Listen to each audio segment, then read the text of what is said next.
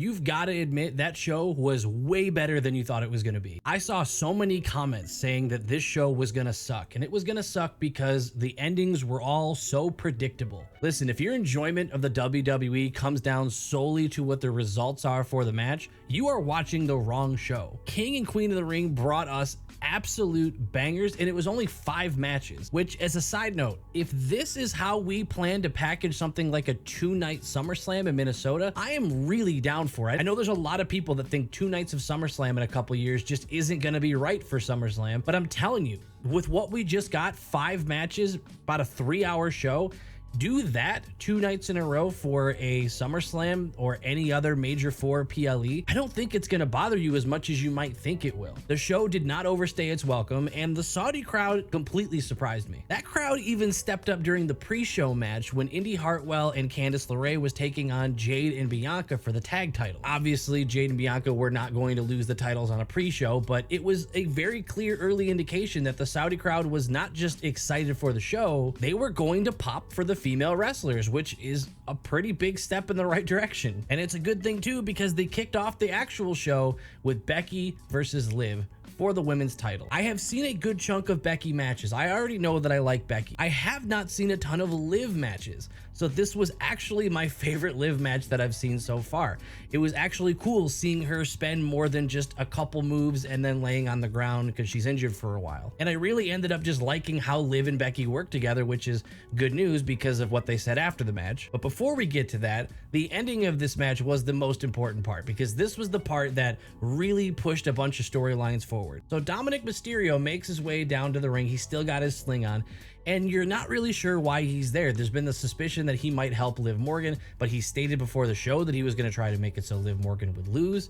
So what does he do? He goes to the ring and he grabs a chair and tosses it to Becky when the ref isn't looking. So he's trying to get Becky Lynch to use the chair and take the victory. Becky doesn't really have any interest, and while Dom is distracting the referee, Liv hits Becky with the DDT, smacks her head straight into the chair that was still on the ground in the ring. Liv goes for the cover, and you have a new champion. Now, I predicted Liv would win. I was rooting for Liv to win, but I love how they did this. This has me really excited for Liv just to have the title, mostly because I want her to have the title whenever Rhea comes back. You know that feud's gonna be insane. I may be getting too excited, but I genuinely believe Liv versus Rhea could be our WrestleMania match next year. Could main event night 1. And the only reason why I'm saying night 1 is because you know The Rock's gonna be there. But this sets us up the opportunity to see how they're gonna react with Dom going out there and supposedly trying to help Becky, but does Liv know that? Is Becky sure of that? Well, either way, after the match, we get an interview with Becky. Becky says she's going to use her rematch clause, which I don't know. You tell me, when does the rematch clause exist and when does it not? I feel like it's purely convenience. So I'm immediately excited for the rematch coming on Monday Night Raw. I'm not excited because I think the title could move. I think there's almost zero chance Becky gets the title back, but I do think we might get phase 2 of Dominic's involvement and see what exactly is going on there. Overall, I really liked the match. It was a fun match to watch. The storytelling was good, and I feel like it sets up plenty of opportunity to wonder where things are going to go next. Awesome match. Speaking of awesome matches, next up was Bronson Reed, Sami Zayn, and Chad Gable. My expectations on this match were massive because Sami Zayn always puts on a show. Chad Gable is one of the best in-ring talents that I've had the pleasure of watching both in person and on TV. And Bronson Reed honestly is low-key in like this most underrated talent that I feel like I am now on the train of, I'm done with this dude just being in the mid card. I get he needs to do some work there first, but I am ready for him to actually win the mid card and start a winning journey, because Bronson Reed put on a surprising performance. I know you think you've seen enough big guys do moonsaults because we all watch our Ivar matches, but I'm telling you, Bronson Reed pulling out a moonsault, it had me almost jumping out of my chair. And if you don't believe me, ask anybody who was at the live stream, because I streamed my reaction to the whole PLE live on YouTube with a bunch of you guys. So thanks and shout out to all of you who stopped by for that. That was really cool. I'm probably going to do that for more PLEs going forward. That was a good time. If you want to be there for the next one, just hit the sub button before the video ends. So Chad Gable was full heel, right? The crowd is just doing the whole "you suck" thing, kind of like Kurt Angle during his entrance. That was pretty cool. You could tell pretty immediately Sammy was going to retain his interaction with the crowd, him wearing the attire, the native attire, and the crowd was just blowing up for him. So that you could kind of tell, especially after the last match resulted in a new champion.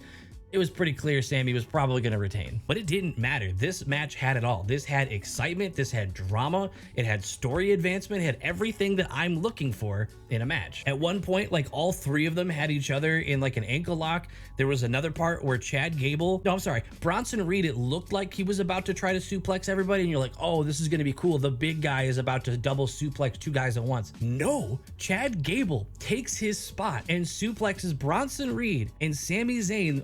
I think it's a German suplex where you're like behind him and you toss him over. He gets both of them at the same time. If there's like 5 clips you look up during this, make this one of them. Go find that moment in the match. It was so cool. And then the drama, Chad Gable is trying to get Otis, who was ringside, to swing on either Bronson or Sammy, try to help out Chad. Chad Gable gets kind of upset because he's not pulling the trigger, smacks Otis. Otis is like, fine, I'm gonna do it. And he goes to try to clothesline Chad Gable. And I can't remember if I think it was Sammy that was, I think it was Sammy that was being held up that Chad was trying to get him to hit. Sammy ducks out of the way and Otis clotheslines Chad, takes out Chad Gable. Sammy goes back into the ring. Haluva kicks Bronson Reed, covers for the win. It was so sick. That match was so much fun to watch. And if there was gonna be a match, if you only had a couple matches you could go back and rewatch, and if you missed the whole PLE, don't skip that one. You need to watch that match. Next up was Lyra and Nia, and I don't have a ton to say on this one, unfortunately, which kind of sucks because I really like Nia Jax, and this is coming from someone who really did not like Nia Jax when she first came back, because all I had heard was the bad stuff about how she was always injuring people. We'll get to that in a second. But even though the match was fun to watch, it does fall to my least favorite match of the night. I just didn't feel that excited at many points of it. I didn't feel like there was that much other than some stuff that I would see during a weekly show. But the fact of the matter is, this match probably had one of the endings I love the most, and it was Lyra trying to like powerbomb and like pull Nia Jax off of the turnbuckles, and Nia Jax just says nope and drops what appears to be her entire body weight on Lyra's chest. And I know, oh, you're thinking of the Annihilator. No, you need to go watch that one. It was not a regular Annihilator. I'm telling you, Lyra looked like she got punched through the bottom of the ring and came out all the way back in the US. All I'm saying is, if an announcement comes out that Lyra is injured, I will feel terrible, because if not, Lyra has to be one of the better sellers in the WWE, because I swear I thought she died. So while the match wasn't totally exciting for me the entire way, it was cool to have an ending like that. And I'm happy to see Nia as the queen. I was rooting for Nia. That was my pick in my predictions video. I think she's going to be a really good queen of the ring. I think she's going to use this I think she's a good heel for it. I really feel like she could use this and make it interesting. And so now we know she is going to get a title shot over at SummerSlam in Cleveland. So that might mean we're going to get Nia versus Bayley if Bayley manages to keep the title between now and then. Overall, match was fine. It didn't stand out to me. It could be because the rest of the PLE was pretty damn amazing for me, that maybe that's why it kind of stood out as the bottom one for me. Ending was great, happy with the result. That's something kind of weird happened, and I'm pretty sure this is when it happened. It might have happened in a different order, but either way, it doesn't matter. Triple H, between matches, announced that Drew McIntyre is now cleared medically, and says that he's going to be taking on Damian Priest for his title at Clash of the Castle. Am I upset about that? No. Do I love that announcement happening when it did? Also, no. You guys tell me, is that normal? Wouldn't that have been more interesting to see Drew like come out on Monday Night Raw and say that himself, or call out Damian? I don't know. This could be something I'm being a little bit picky on, but I thought it was a little weird to just say, hey, really quick, before we get into the next match, Drew is good to go and they're going to have a match at Clash of the Castle. I don't know. It just feels like Drew's done such a good job on the mic and Damian's been getting better. I feel like they could have had a good moment. It's a 3-hour show on Monday. You don't have time to make that a segment, or to have Drew at least announce that he's medically cleared and then maybe a week later call him. I don't know. I didn't love that as a way of announcing it, but maybe that's a normal thing and I just need to get used to it. If so, then my bad. Okay, I'm really excited to talk about the next one. I was excited for Gunther versus Randy the whole day. I woke up today and I was thinking that was going to be the match that I'm really excited to see. Now, I'll let you know right off the bat, this ended up being my favorite overall match of the night for a ton of reasons. Now, I went into the show thinking for sure Randy's going to win this match. That was my prediction. And I stuck true to that until Nia Jax won the Queen of the Ring. Because once Nia won the Queen of the Ring, I immediately started thinking, okay, I don't think they're going to put the King and the Queen on the same show. And I don't really like looking at it like that, but it just kind of happened, you know, what can you do? So now I'm going into this match thinking, okay, Gunther's probably going to win this, but damn, it didn't even matter. You could have told me who was going to win it and it would not have changed how much I love this match. At first, it felt like it took a while for Gunther to get, start doing his chops. And then we were making the jokes during the stream saying like, oh, maybe Randy's like, I'm not doing that. Like, you're not chopping me like that. But once Gunther started doing it, man, Randy started looking pissed off. He would get one chop in and then immediately he'd walk around for a second and be like, okay, I'm going to kill this man. And after a little bit, Gunther was chopping him just like he would anybody else. And Randy's chest looked like just about anybody else who was facing Gunther. What I loved about this match was it just felt like two big names going at it. And after a little bit, I kind of threw out my prediction. I really couldn't tell who was going to win because both of them were being made to look extremely strong. Finally, Randy hits Gunther with an RKO and I'm thinking, okay, this is a clean RKO. There's no, Imperium on the side to help out here.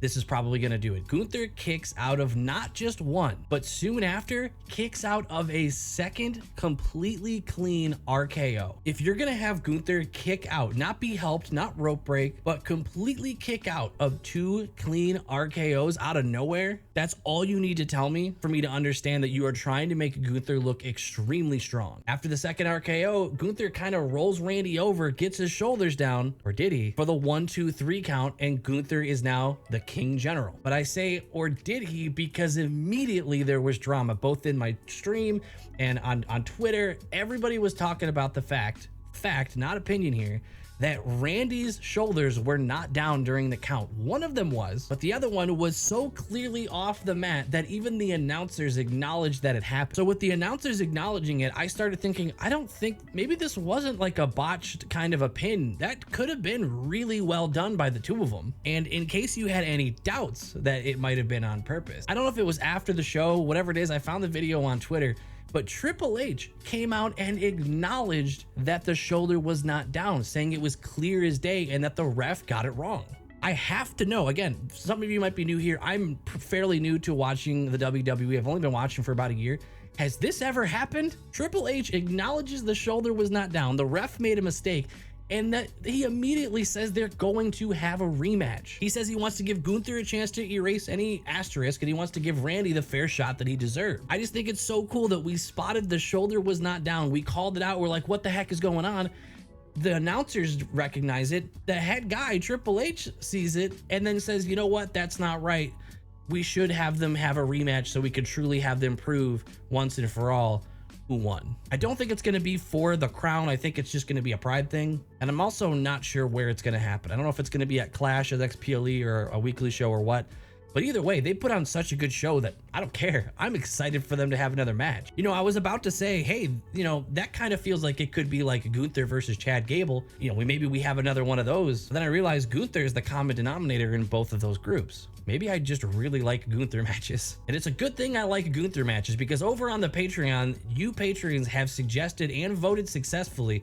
I will be watching Gunther versus Ilya Dragunov the first time, and I probably eventually the second time that they faced off. I think it was in NXT. You guys have made it very clear in the recent weeks that that's one I need to see. One of the Max tier members suggested it, and you guys definitely made it clear you want me to see that one. So if you're interested in that, make sure you head over to the Patreon. We do have a free tier that is supported with one free match every month, and then our base tier gets access to all the content. So I'm looking forward to watching that over on the Patreon with you guys. Anyway, let's get to the main event. Cody versus Logan. The match itself, I was expecting to be an absolute banger. I think you got Cody Rhodes, who I've loved just about every match I've seen him in, and you've got Logan Paul, who has just proven time and time again that if you hate him, fine. At this point, keep it to yourself, because in terms of his contribution to entertainment in the WWE, the guy is S tier. As a person, sure, throw him in the trash in your mind, whatever. I'm not going to tell you have to like him as a human being. But as a wrestler, this guy knows how to entertain. You go into that match knowing that both titles aren't on the line, and you know pretty damn well that Cody is going to win this match. So the fact that they were both able to put on such an exciting match that you aren't even really thinking about the ending anymore, it just speaks to how good not only these two are probably together, but how good each of them individually are. Logan has just gotten so good at selling that he's in pain, because he's one of those guys that comes off so cocky in his character, probably IRL too, but so cocky in his character that it's really satisfying to see him begging for mercy, saying, chill, Cody, chill, you're gonna break my leg. And oh my God, if there's one clip to find in this whole show If you only have time to go back and watch one moment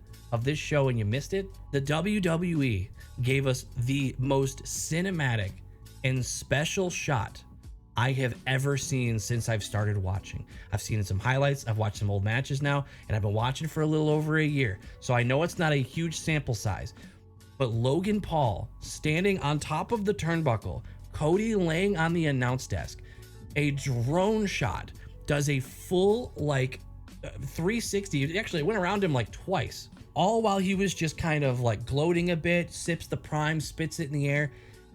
It was one of the coolest camera shots I have seen in probably any form of media in such a long time. Now, at some point, the brass knuckles does come into play. You kind of saw that coming. I don't feel like it was that cool of a moment. His buddy gave it to him on the side. What was cool is Michael Cole was kind of calling out Logan, and Logan looked like he was about to go knock out Michael. Corey Graves actually like got in between them, so that was kind of cool. That's what bought Cody some time to get up, and then it happened. Now, I don't mind interference in matches. I actually kind of like it, especially if it moves a story forward. But what doesn't move a story forward is someone interfering who is just there for crowd service and you know isn't going to follow this up to pay it off at a future show. I don't know who the guy is. I'm not going to look up his name. I think he's a comedian, I think, in Saudi Arabia. I think he's loved by like the fans that were there because they all kind of popped for him. He like did the announcements for the match itself, but Logan was on a pretty good roll, looked like he was going to be in a position to try to win, and then his leg gets grabbed by this comedian, and that's what gives Cody the window to take the win. I want to be honest, I didn't like that. I did not like that kind of an ending, and I feel very similarly about it as I did when like Jason Kelsey interfered at WrestleMania. I feel like there's different types of celebrity interference here. I think you've got the Bad Bunny one from like before I was really watching, but then he comes and he pays it off and has a match with Damian. But then you got Jason Kelsey interfering just for the fan service, and then you got this comedian doing it just for the fan service. I don't even really mind fan service moments in a match, but I don't like when it looks like it's contributing to the ending of the match. That just feels cheap to me. Overall, it was a fantastic match that I would probably go back and watch again, but the ending, not good. Speaking of the ending, I waited for a minute and we did not get Uncle Howdy. We did not get any sort of Wyatt 6. I know some of you guys predicted that in my wild predictions video, and I'll be honest, I was hoping for it too. And I'd love to know if you guys share any kind of similar sentiment here. I'm kind of getting over the QR codes. Don't get me wrong, I'm excited for this to be paid off, but now when the QR codes hit the screen at every show, like weekly shows and PLEs, and it's going on 2 months now, at this point I need one of these QR codes to give me something new in terms of information, because I'll be honest, I'm not really smart enough to break down all these puzzles and really track down exactly what it means. But I feel like, you know, when I look at people's summaries on Twitter and stuff afterwards, it doesn't really feel like a ton of new information's coming in. It's just a lot more speculation. I don't know, maybe a QR code between now and next month will have something a little better. It's starting to feel like the WWE is not intending to do it either at Clash as well. This might go all the way to SummerSlam, and if that's the case, that's so many QR codes. That's so much just going. I don't want to sound too like negative about it, because I am really excited for whatever they're about to do.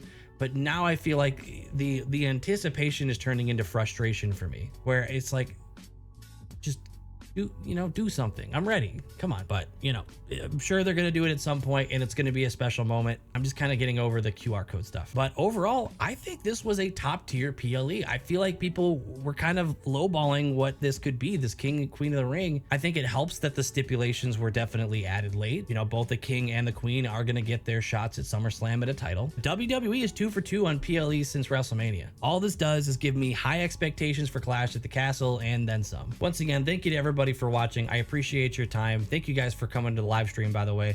Make sure you subscribe if you want to be at the next one. Oh, and obviously, thank you for all the patrons that are going up on the screen right now. I really appreciate all your support. I can't wait to keep doing this. See you guys in the next one. Have a good weekend.